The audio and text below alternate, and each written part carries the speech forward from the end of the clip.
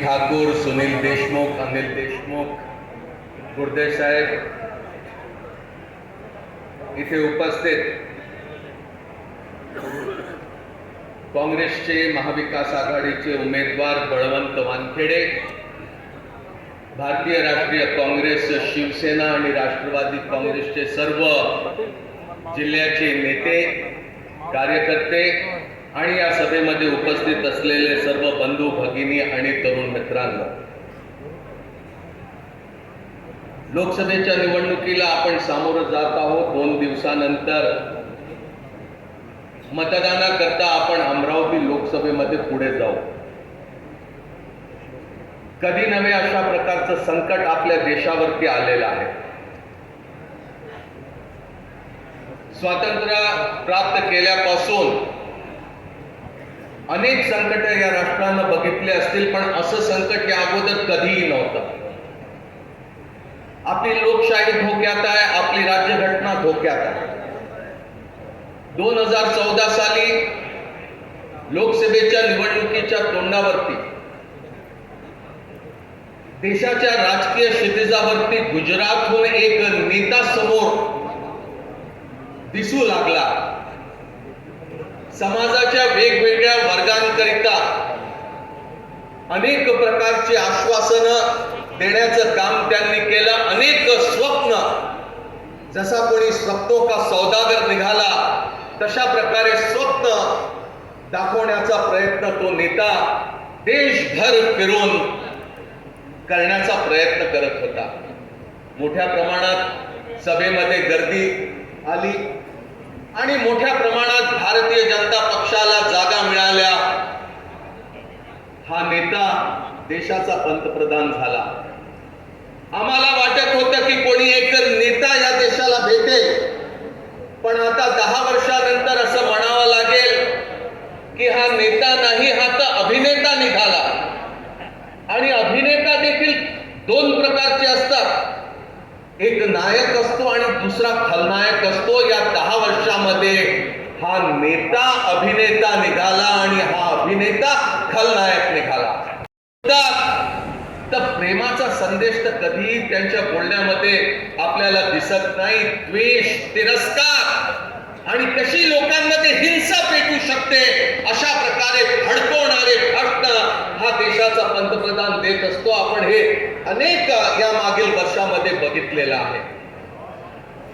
बाबासाहेब आंबेडकरांनी दिलेली राज्यघटना हातात घेऊन पदाची शपथ घेतली, पण या राज्यघटनेसमोर सर्वात मोठं आव्हान जर का आज कोणी उभं केलं असेल तर ते नरेंद्र मोदीच्या रूपानं उभं झालेलं आहे.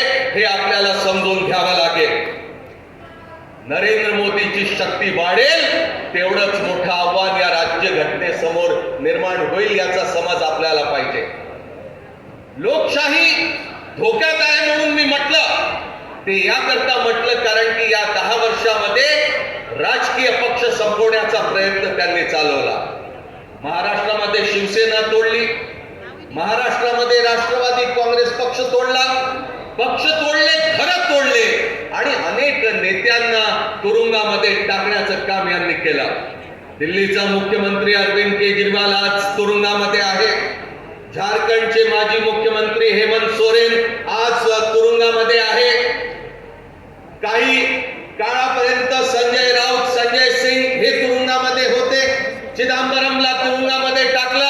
अनेक नेत्यांना अशा प्रकारे तुरुंगामध्ये टाकलं आणि अशा प्रकारे लोकशाही चालत नाही. ही हुकुमशाहीच्या व्यवस्थेमध्ये या बाबी होऊ शकतात, लोकशाहीमध्ये हे कधी घडू शकत नाही. आज या तानाशाहानं आपली संपूर्ण या देशाची जी व्यवस्था आहे त्याला जखडून टाकलेला आहे. आणि उद्या नरेंद्र मोदी या देशामध्ये पुन्हा निवडून आले तर निवडणुका या देशात पुन्हा कधी होणार नाही, हे आपल्याला व्यवस्थित समजून घ्यावं लागेल. मध्ये अनेक वर्षापासून ही मागणी होती की काँग्रेसचा उमेदवार इथून लढायला पाहिजे.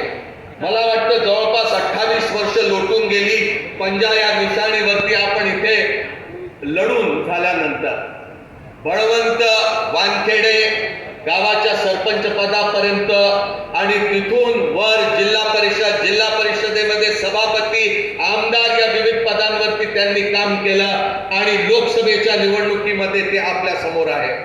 मी आपल्याला खात्रीने सांगू इच्छितो की कालच्या निवडणुकीमध्ये जे अमरावतीमध्ये 2019 मध्ये घडलं ते वेगळं, पण जेव्हा बळवंत वानखेडे हे संसदेच्या पायऱ्या चढतील तर प्रत्येक अमरावतीचा नागरिक स्वतःला गौरवान्वित झाल्याशिवाय राहणार नाही.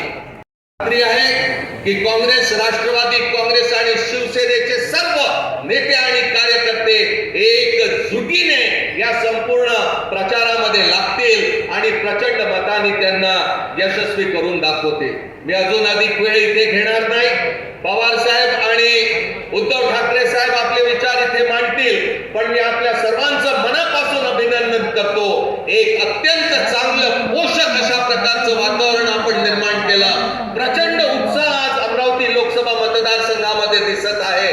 आपल्या सर्वांच्या उत्साहाला बघून मला खात्री आहे की बळवंत वानखेडे